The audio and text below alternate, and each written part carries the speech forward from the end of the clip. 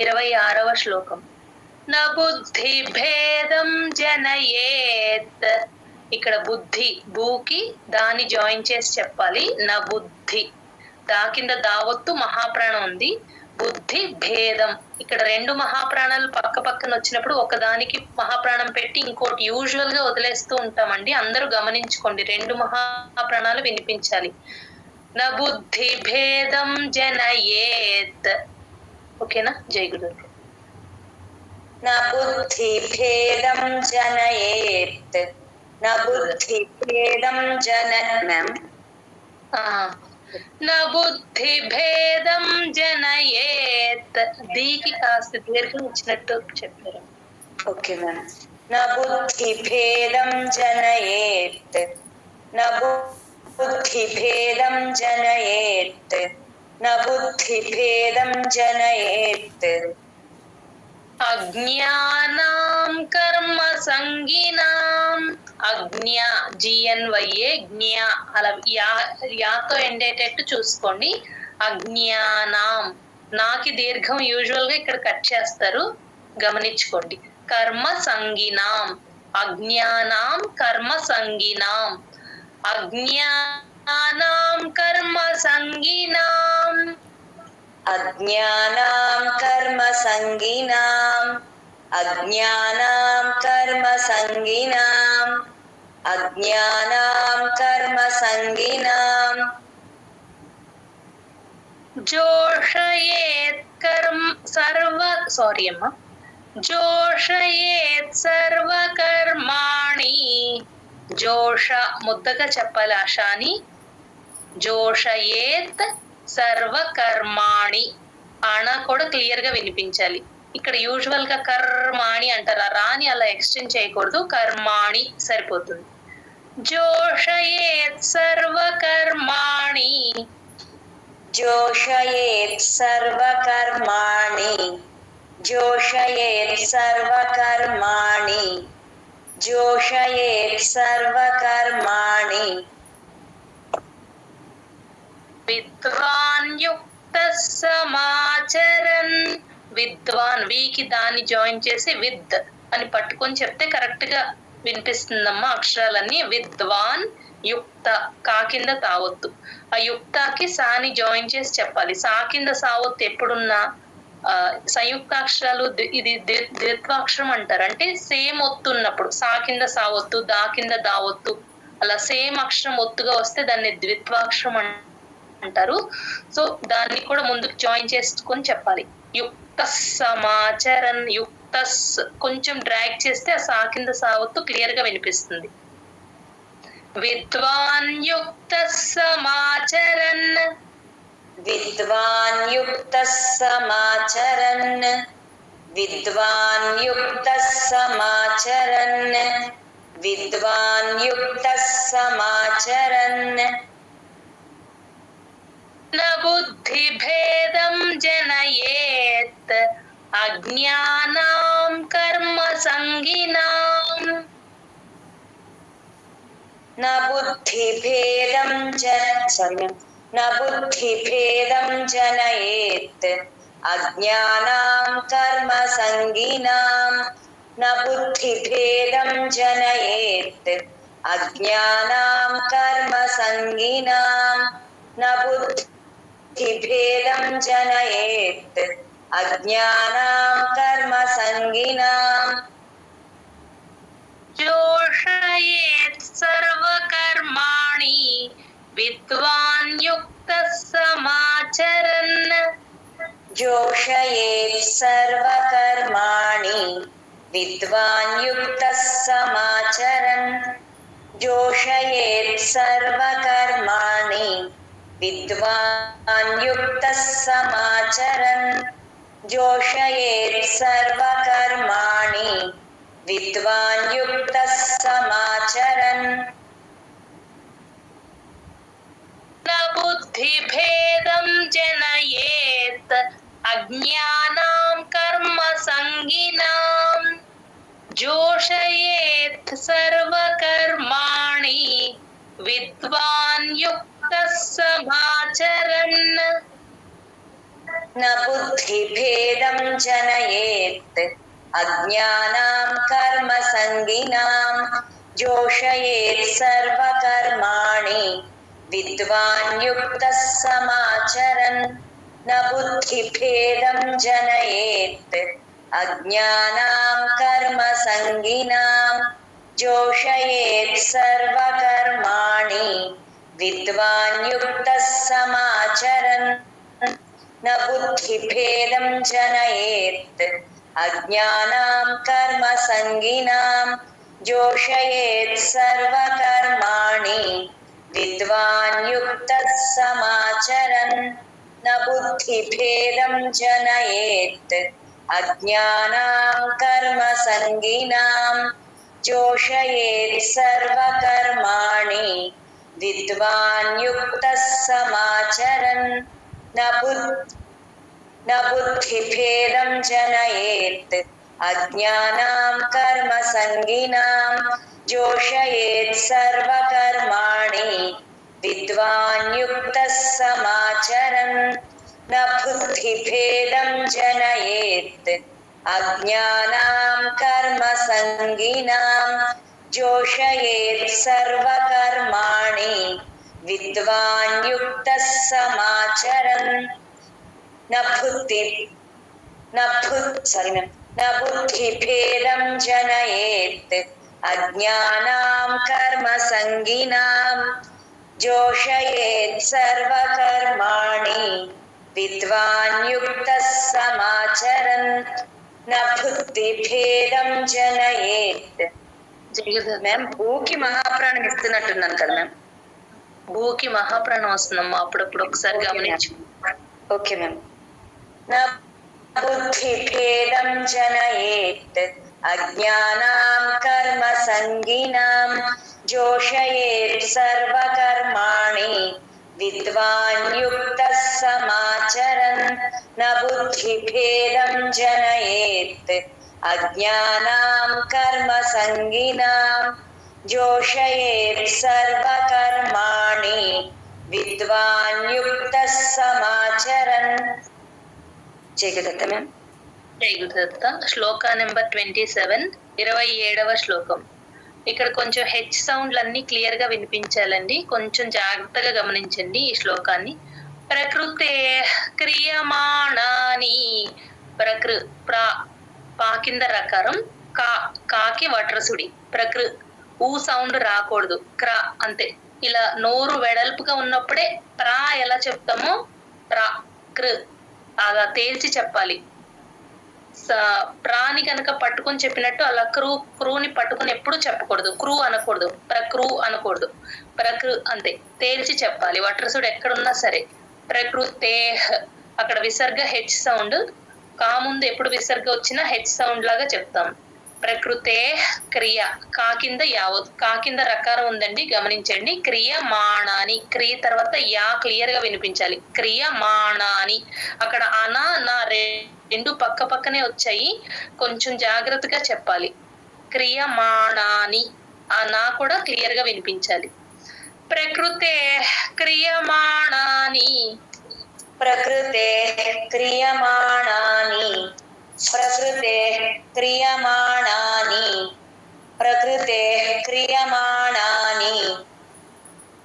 గుణై కర్మాణి సర్వశః, గుణై అణ plus I, నై clear గా వినిపించాలి. గుణై పక్కన విసర్గ హెచ్ సౌండ్ అండి, హెచ్ అని రాసేసుకోండి విసర్గ పైన. గుణై కర్మాణి సర్వశః, గుణై కర్మాణి సర్వశః, గుణై కర్మాణి సర్వశః, గుణై కర్మాణి సర్వశః, గుణై కర్మాణి సర్వశః. అహంకార విమూఢాత్మా, అహంకార విమూఢాత్మ, మూడిటికి దీర్ఘాలు ఉన్నాయండి, మూకి ఢాకి తాకి. గమనించండి, ఢాకి మహాప్రాణం కూడా ఉంది. అహంకార విమూఢాత్మా, అహంకార విమూఢాత్మా, అహంకార విమూఢాత్మా, అహంకార కర్తాహమితి మన్యతే. కర్తాహమితి అది హా అండి. కర్తాహ మామూలుగా యూజువల్ గా ఆ అనేస్తారు, ఆ అనకూడదు. హ మనం హంస అన్నప్పుడు కొంచెం లైట్ గా గాలి బయటకు వదులుతాం, హ అలా. కర్తాహమితి మన్యతే, ఆ యావత్తు కూడా క్లియర్ గా వినిపించాలి, మన్యతే అనేకూడదు. మన్యతే, కర్తాహమితి మన్యతే. కర్తాహమితి మన్యతే. కర్తాహమితి మన్యతే. కర్తాహమితి మన్యతే. ప్రకృతే క్రియమాణాని గుణైః కర్మాణి సర్వశః. ప్రకృతే క్రియమాణాని గుణైః కర్మాణి సర్వశః. ప్రకృతే క్రియమాణాని గుణైః కర్మాణి సర్వశః. ప్రకృతే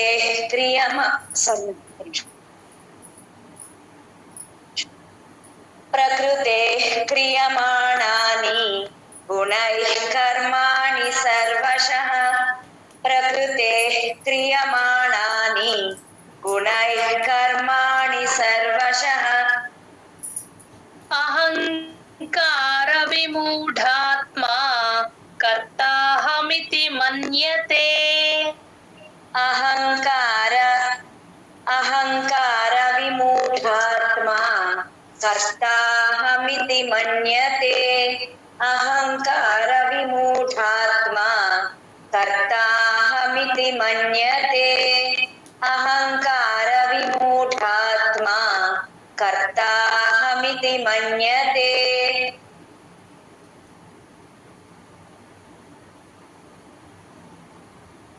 ప్రకృతే క్రియమాణాని గుణైః కర్మాణి సర్వశః.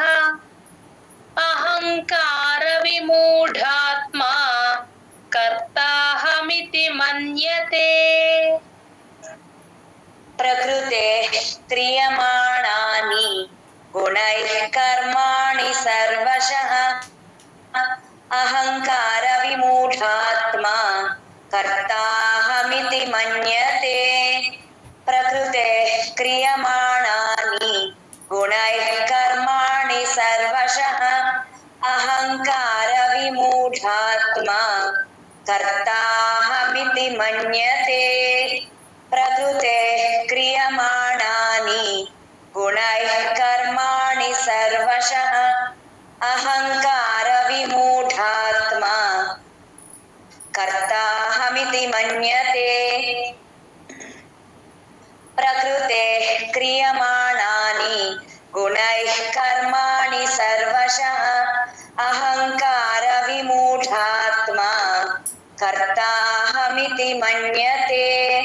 ప్రకృతే క్రియమాణాని గుణైః కర్మాణి సర్వశః.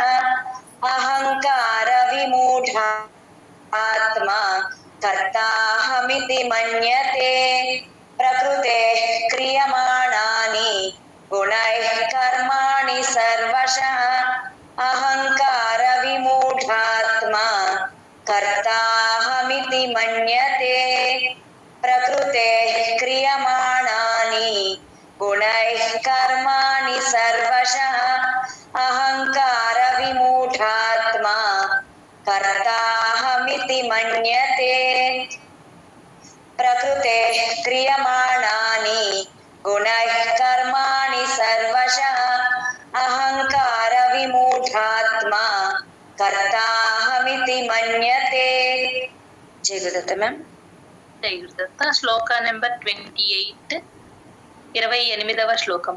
తత్వవిత్తు మహాబాహో. మిగతా వాళ్ళందరూ కూడా మీరే రిపీట్ చేస్తున్నట్టు భావిస్తూ అందరూ కూడా వెనకాల చదువుకుంటూ ఉండండి అమ్మా. ఇలా 7 times రిపిటేషన్, ఈచ్ పాద 3 times. మీకు కొంచెం ఆ శ్లోకాస్ అన్ని అలవాటు అవుతుంది. ఊరికి నోట్లో చదువుకోవటం కాకుండా కాస్త గట్టిగా చదువుకుంటూ ఉంటే ఎక్కడ మహాప్రాణాలు ఉన్నాయి, ఎలా పలుకుతున్నారు అన్ని స్పష్టంగా వస్తాయి మీకు కూడా. తత్వవిత్తు, తా కింద తావొత్తు వావొత్తు ఉందండి. 2, 3 వినిపించాలి. తత్వ విత్తు, తాకి తాని జాయిన్ చేసి చెప్పాలి. తత్వ విత్తు, వీకి వీ తర్వాత తా కింద తా వస్తుంది గమనించండి. అత్త అని ఎలా అంటాం మనం? చిన్న స్ట్రెస్ ఇవ్వాలి అంతే, ఎక్కువ అవసరం లేదు. విత్తు అనకూడదు, మహాప్రాణం లేదు ఎక్కడ. తత్వ విత్తు సరిపోతుంది. తత్వ విత్తు మహాబాహో, తత్వ విత్తు మహాబాహో, తత్వ విత్తు మహాబాహో, తత్వ విత్తు మహాబాహో. గుణకర్మ విభాగయో, గుణ అణ క్లియర్ గా వినిపించాలి. గుణకర్మ భాకి మహాప్రాణం ఉందండి, గమనించండి. విభాగయోహో, విభాగయోహో ఆ విసర్గ హో అవుతుంది, గమనించండి. గుణకర్మ విభాగయోహో, విసర్గని పెన్సిల్ తో రాసేసుకోండమ్మా, జయగుత హో అని చెప్పండి. గుణకర్మ విభాగయోః, గుణకర్మ విభాగయోః, గుణకర్మ విభాగయోః. గుణ గుణేషు వర్తంతే, ఇక్కడ అనాలన్నీ క్లియర్ గా వినిపించాలి. గుణ గుణేషు, ఆ షా కూడా ముద్దగా పలకాలి. వర్తంతే, గుణ గుణేషు వర్తంతే, గుణ గుణేషు వర్తంతే, గుణ గుణేషు వర్తంతే, గుణ గుణేషు వర్తంతే, గుణ గుణేషు వర్తంతే. ఇతి మత్వా న సజ్జతే, ఇతి మత్వా తా కింద వావొత్తు, మాకి తాని జాయిన్ చేసి చెప్పాలి. మత్వా అనేయకూడదు. మత్వా, మత్ అని ఒక్క సెకండ్ పట్టుకుని చెప్తే తా కింద వావొత్తు క్లియర్ గా వినిపిస్తుంది. మత్వా, అలా అని ఎక్కువ చెప్పకూడదు. మత్వా అలా కూడా చెప్పకూడదు, మధ్యస్థంగా చెప్పాలి అన్ని కూడా. మహాప్రాణాలు కూడా ఎక్కువ పలకూడదు, తక్కువ పలకూడదు. ఇతి మత్వా న సజ్జతే, జా కింద జావొత్తు మాత్రమే ఉందండి ఇక్కడ, గమనించండి. సజ్జతే సాకి జాయిన్ చేసి సజ్జతే సరిపోతుంది. ఇతి మత్వా న సజ్జతే, ఇతి మత్వా న సజ్జతే, ఇతి మత్వా న సజ్జతే, ఇతి మత్వా న సజ్జతే. సజ్జతే జా కొంచెం యాడ్ చేయండి అమ్మా సాకి. సజ్జతే సజ్జతే, ఇతి మత్వా న సజ్జతే, ఇతి మత్వా న సజ్జతే. ఓకేనా మ్యామ్ ఇప్పుడు?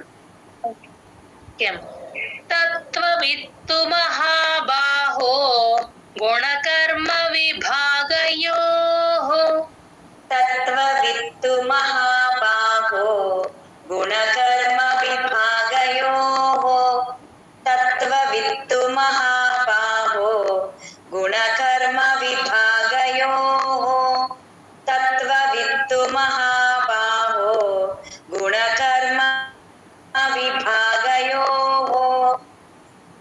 గుణ గుణేషు వర్తంతే, ఇతి మత్వా న సజ్జతే, గుణ గుణేషు వర్తంతే, ఇతి మత్వా న సజ్జతే, గుణ గుణేషు వర్తంతే, ఇతి మత్వా న సజ్జతే, గుణ గుణేషు వర్తంతే, ఇతి మత్వా న సజ్జతే. తత్వ విత్తు మహాబాహో, గుణకర్మ విభాగయోః, గుణ గుణేషు వర్తంతే, ఇతి మత్వా న సజ్జతే. తత్వ విత్తు మహాబాహో, గుణకర్మ విభాగయోః, గుణ గుణేషు వర్తంతే, ఇతి మత్వా న సజ్జతే. తత్వ విత్తు మహాబాహో, గుణకర్మ విభాగయోః, గుణ గుణేషు వర్తంతే, ఇతి మత్వా న సజ్జతే. తత్వ విత్తు మహాబాహో, గుణకర్మ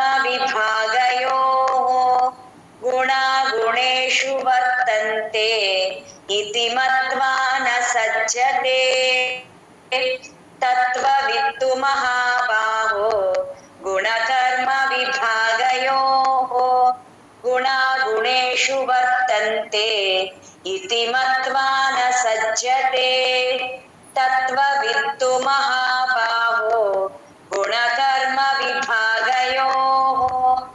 गुणागुणेषु वर्तन्ते इति मत्वा न सज्जते तत्त्ववित्तु महाबाहो गुणकर्मविभागयोः गुणागुणेषु वर्तन्ते इति मत्वा न सज्जते तत्त्ववित्तु महाबाहो गुणकर्मविभागयोः गुणागुणेषु वर्तन्ते इति मत्वा न सज्जते। जय गुरुदत्त मैम। జై గురుదత్త. 29th శ్లోక 29వ శ్లోకం. ప్రకృతేర్గుణ సమ్మూఢాః. పా కింద రకారం అండి. తేల్చి చెప్పాలి. ప్రకృతేర్ పెన్సిల్ తో రాసేసుకోండి పైన. ప్రకృతేర్ గుణ సమ్మూఢాః. మా కింద మా వస్తుంది. సమ్మూఢాలో ఢాకి మహాప్రాణం కూడా ఉంది, గమనించండి. ప్రకృతేర్గుణ సమ్మూఢాః. ప్రకృతేర్గుణ సమ్మూఢాః. ప్రకృతేర్గుణ సమ్మూఢాః. ప్రకృతేర్గుణ సమ్మూఢాః. సజ్జంతే గుణ కర్మసు. సాకి జాని జాయిన్ చేసి చెప్పాలండి. జా కింద జా వస్తుంది కదా. సజ్జంతే అంతే, మహాప్రాణం పెట్టకూడదు. సజ్జంతే గుణ కర్మసు. అణ క్లియర్ గా. ఈ చాప్టర్ అంతా అణాలు ఎక్కువ ఉంటాయి, అందుకని ఈ పర్ఫెక్ట్ గా ప్రాక్టీస్ చేసుకోండి అణాలన్నీ కూడా. సజ్జంతే గుణ కర్మసు. సజ్జంతే గుణ కర్మసు. సజ్జంతే గుణ కర్మసు. సజ్జంతే గుణ కర్మసు. తాన కృత్స్నవిదో మందాన్. తాన కృత్స్న. ఇది పెన్సిల్ తో అందరు అండర్లైన్ చేసుకోండి. కొంచెం జాగ్రత్తగా గమనించి చెప్పాలండి. కృత్ స్న. కృ తేల్చి చెప్తాము. తా కింద సావొత్తు నావొత్తు రెండు వినిపించేటట్టు చెప్పాలి. కృకి తాని జాయిన్ చేసి కృత్ స్న. సా కింద నావొత్తు. కృత్ స్న పెన్సిల్ తో రాసేసుకోండి. కృత్ స్న అని. కృష్ణ అని చెప్పేస్తారు. తా వినపడదు. చాలా మందికి ఇక్కడ మిస్టేక్ వస్తుందండి, గమనించుకోండి. కృత్స్న తా వినిపించాలి. తాన కృత్స్నవిదో మందాన్. తాన కృత్స్నవిదో మందాన్. తాన కృత్స్నవిదో మందాన్. తాన కృత్స్నవిదో మందాన్. కృత్స్న విన్న విచాలయేత్. కృత్స్న క్రూ తేల్చి చెప్పాలి. తా కింద సావొత్తు నావొత్తు. కృత్స్న. కృత్స్న విన్న. వీకి నాని జాయిన్ చేసి విన్న. కృత్స్న విన్న విచాలయేత్. కృత్స్న విన్న విచాలయేత్. కృత్స్న విన్న విచాలయేత్. కృత్స్న విన్న విచాలయేత్. కృత్స్న విన్న విచాలయేత్. ప్రకృతేర్గుణ సమ్మూఢాః. సజ్జంతే గుణ కర్మసు. ప్రకృతేర్గుణ సమ్మూఢాః. సజ్జంతే గుణ కర్మసు. ప్రకృతేర్గుణ సమ్మూఢాః. సజ్జంతే గుణ కర్మసు. ప్రకృతేర్గుణ సమ్మూఢాః. సజ్జంతే గుణ కర్మసు. తాన కృత్స్నవిదో మందాన్. కృత్స్న విన్న విచాలయేత్. తాన కృత్స్నవిదో మందాన్. కృత్స్న విన్న విచాలయేత్. తాన కృత్స్నవిదో మందాన్. కృత్స్న విన్న విచాలయేత్. తాన కృత్స్నవిదో మందాన్. కృత్స్న విన్న విచాలయేత్. प्रकृतेर्गुणसम्मूढाः सज्जन्ते गुणकर्मसु तान् कृत्स्नविदो मन्दान् कृत्स्नविन्न विचालयेत्. प्रकृतेर्गुणसम्मूढाः सज्जन्ते गुणकर्मसु तान् कृत्स्नविदो मन्दान् कृत्स्नविन्न विचालयेत्. प्रकृतेर्गुणसम्मूढाः सज्जन्ते गुणकर्मसु तान् कृत्स्नविदो मन्दान् कृत्स्नविन्न विचालयेत्. प्रकृतेर्गुणसम्मूढाः सज्जन्ते गुणकर्मसु तान् कृत्स्नविदो मन्दान् कृत्स्नविन्न विचालयेत्. प्रकृतेर्गुणसम्मूढाः सज्जन्ते गुणकर्मसु तान् कृत्स्नविदो मन्दान् कृत्स्नविन्न विचालयेत्. प्रकृतेर्गुणसम्मूढाः सज्जन्ते गुणकर्मसु तान् कृत्स्नविदो मन्दान् कृत्स्नविन्न विचालयेत्. प्रकृतेर्गुणसम्मूढाः सज्जन्ते गुणकर्मसु तान् कृत्स्नविदो मन्दान् कृत्स्नविन्न विचालयेत्. प्रकृतेर्गुणसम्मूढाः सज्जन्ते गुणकर्मसु तान् कृत्स्नविदो मन्दान् कृत्स्नविन्न विचालयेत्. प्रकृतेर्गुणसम्मूढाः सज्जन्ते गुणकर्मसु तान् कृत्स्नविदो मन्दान् कृत्स्नविन्न विचालयेत्. जय गुरुदत्त मैम. जय गुरुदत्त.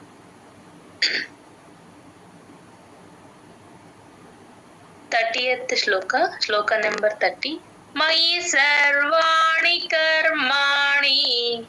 మయి సర్వాణి అలా క్లియర్ గా వినిపించాలి.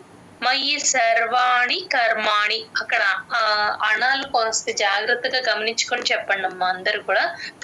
అలా సౌండ్ రాకుండా కర్మాణి సర్వాణి రెండు. మయి సర్వాణి కర్మాణి. मयि सर्वाणि कर्माणि. मयि सर्वाणि कर्माणि. मयि सर्वाणि कर्माणि. సన్యస్యాధ్యాత్మచేతసా. ఇక్కడ సా పక్కన నా ఉంది కదండి, నాని జాయిన్ చేసుకొని సాకి నాని జాయిన్ చేసుకొని చెప్పాలి. సన్యస్య నా కింద నా ఒత్తు యావత్తు అన్ని వినిపడేటట్టు చెప్పాలి. సన్యస్య సా కింద యావత్తుంది గమనించండి. సన్యస్యాధ్యాత్మ దాకి మహాప్రాణం యావత్తు. సన్యస్యాధ్యాత్మ చేతస అన్ని సంయుక్తాక్షరాలు ఎక్కువ ఉన్నాయి కాబట్టి ఒక లెటర్ కి ఒక లెటర్ జాయిన్ చేస్తూ చెప్తాం. సన్యస్యాధ్యాత్మ చేతస అలా చెప్తాం. సన్యస్యాధ్యాత్మ చేతస. సన్యస్యాధ్యాత్మచేతసా. సన్యస్యాధ్యాత్మచేతసా. సన్యస్యాధ్యాత్మచేతసా. నిరాశీర్నిర్మమో భూత్వా. నిరాశీర్ పైన పెన్సిల్ తో రాసేసుకోండి. నిరాశీర్ నిర్మమో షీకి రాని జాయిన్ చేసి చెప్తాం. నిరాశీర్ నిర్మమో భూత్వ భూకి మహాప్రాణం ఉందండి. భూత్వ భూకి తాని జాయిన్ చేసుకొని చెప్పాలి. భూత్వ అనేకూడదు. భూత్వ తా కింద వావత్తు క్లియర్ గా వినిపించాలి. నిరాశీర్నిర్మమో భూత్వా. నిరాశీర్నిర్మమో భూత్వా. నిరాశీర్నిర్మమో భూత్వా. నిరాశీర్నిర్మమో భూత్వా. యుధ్యస్వ విగతజ్వరః. యుధ్యస్వ ధాకి మహాప్రాణం యావత్తు రెండు ఉన్నాయి గమనించండి. యూకి దాన్ని జాయిన్ చేసి చెప్పాలి. యుధ్యస్వ. ఆ యావత్తు ఎక్కడొచ్చినా క్లియర్ గా వినపడేటట్టు చెప్పాలి. యుధ్యస్వ. విగత జ్వర. తాకి జాని జాయిన్ చేసి చెప్పాలి. విగత జ్వర అనేకూడదు. విగత జ్వర తజ్ అలా పట్టుకొని చెప్పాలి. విగత జ్వర. యుధ్యస్వ విగత జ్వర. యుధ్యస్వ విగతజ్వరః యుధ్యస్వ విగతజ్వరః యుధ్యస్వ విగతజ్వరః